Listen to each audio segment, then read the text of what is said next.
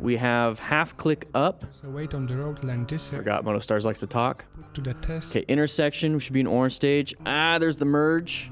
Okay, we're merging. People are making decisions into another parking lot. That is basically an intersection coming up. We got more?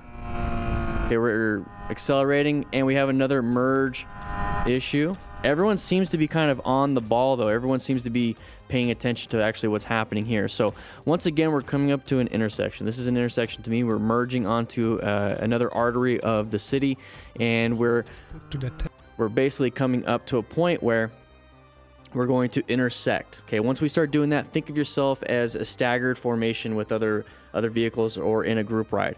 Okay, we don't want to intersect by colliding with each other, but if we're staggered, we won't intersect. We're not going to hit each other. I know I just hit my hand, but here when it comes to the actual truck, we're in a good staggered formation. So once this person decides to switch over, we are not going to be sideswiped. We have a good space cushion up here. We're doing really well when it comes to that space cushion. We definitely want to be paying attention to that, because if we don't have it, we're going to have to make adjustments really quickly. Okay, so good job on this rider. Found it, was in orange stage, prepped and ready, was understanding that things were going to happen.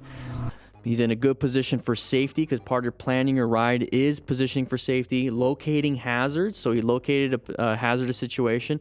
He's assessing if it's a relevant threat. And then now, since he sees that person's coming out in front of him, so there's going to be a path of travel violation, he's going to navigate that threat by just rolling off the throttle, maybe applying some progressive brake pressure. Not a big deal, because we're staggered.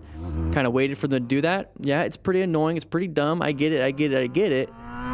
But it happens, and it obviously is going to happen again right here, where we have another person merging. Now we have to zoom in with the GoPro. Okay, I get it. You know, it's closer than it appears. I get it with the super view, but still, we're in a good position. We're even further away than the other vehicle, and we handled it. They saw it. Good. Now, I'm glad they saw it, because, you know, you think about it, the one other factor for a close call here is the sun in the eyes of the driver. So when you look in that rearview mirror, you're going to have sun. You're going to blend in with the sun background. You're going to blend in with everything. So inattentional blindness is definitely something you got to be watching out for.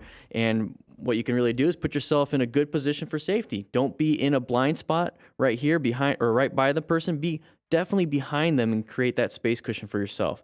Do it in a car, do it on a motorcycle, do whatever it is that you need to do when you're driving, riding, walking your dog. All right, Alex, go. Riding, having some fun. We're up with our buddy up ahead. Do we have knobbies? Ooh, going off-road. Whoa. Oh, man. Here, there goes the crash. Make sure you guys can rescue another rider. Grab yourself a rescue pack. We have a sling and swath in there. It's a triangular bandage, basically a cravat. So if he does have a broken collarbone, you can actually put himself in a sling. Major bleeds, especially when you're out in the middle of nowhere, not good. You want to stop those. But right now, go ahead and check your buddy, see if he has a traumatic brain injury or anything like that, because you definitely don't want to be like having that out there and then him kind of trying to ride back. Help each other, lift it. Careful for your spine. My biggest guess is just a simple failure to negotiate the curve, going a little too fast for the area. Because, you know, we typically, motorcycle riders, when they go off, especially wide in a corner, is because they're just going too fast for their abilities.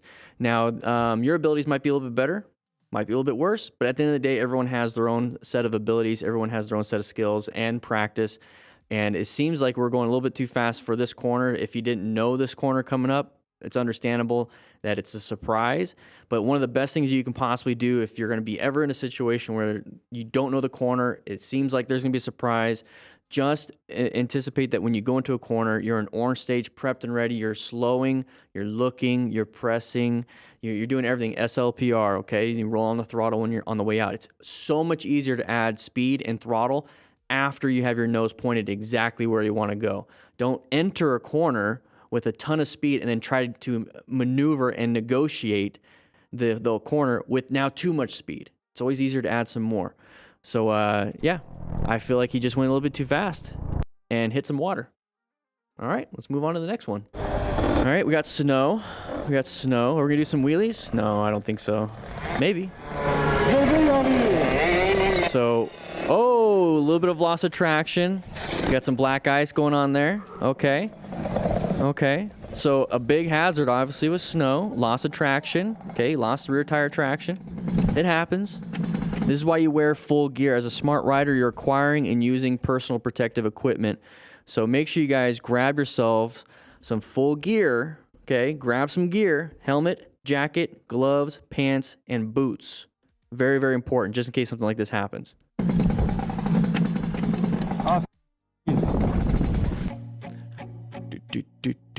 Okay. Neither good visibility nor adequate speed of the rider protected him from the driver. 40-45. Behavior. Speed was 40 to 45. Driver was cited. Okay. Okay.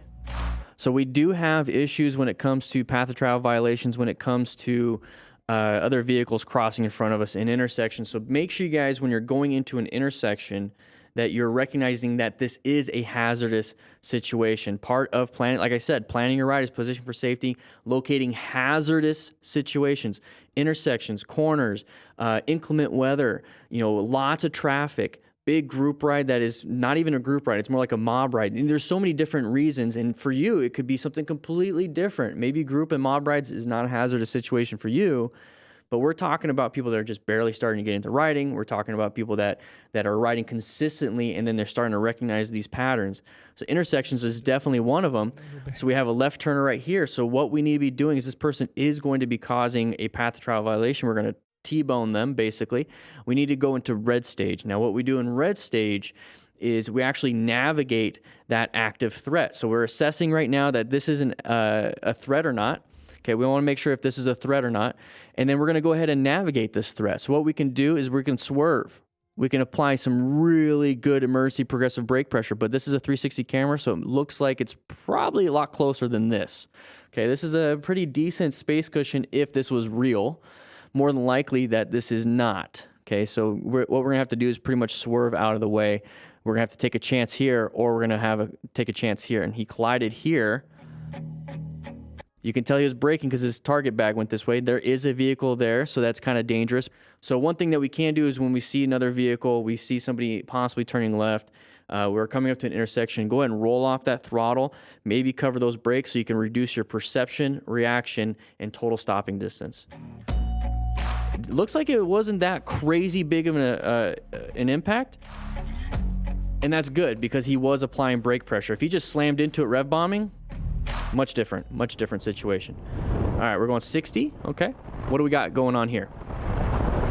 Intersection, orange stage. We got a cyclist, side of the cycle. Not smart for you, buddy. Good job on the braking, though, of this rider. This is Domac Gaspar. Very good job on the braking. So this is exactly what I'm talking about when it comes to intersections. We should be in that orange stage, prepped and ready. But once we see lights like this, we see the lights coming up.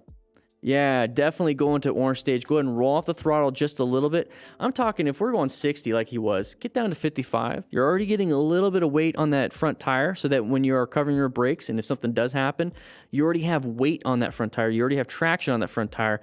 Now go ahead and squeeze a little bit and you're going to get more and more and more weight on that. And you can squeeze quicker, but smooth. Don't slam it.